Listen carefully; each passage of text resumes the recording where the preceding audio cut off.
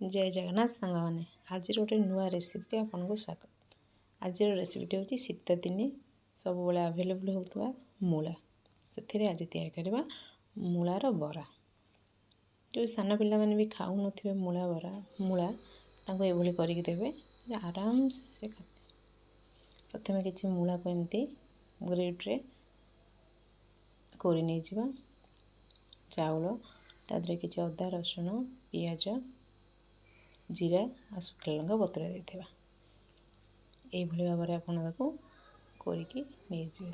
तापर गोटे ग्राइंडर रे से कोरारू आ जो आगु बतुरा ही रखिया चाउल अदा रसुण जीरा लंका सब मिसई के गोटे पेस्ट बनै नेबे। एई भली भाबरे सब मिसई के पानी देबेनी कारण मूलारे ऑलरेडी पानी थाए।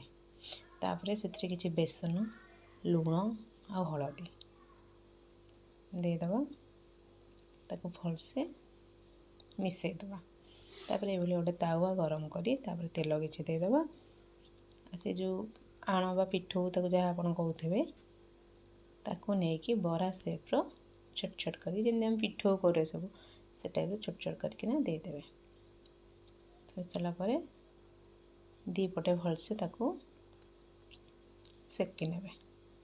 देखो केते सुंदर देखा जाउची डिलीशियस। मो झियो तो ताको खाएनी मूला किंतु मूला बरा को से आराम से खाई दो।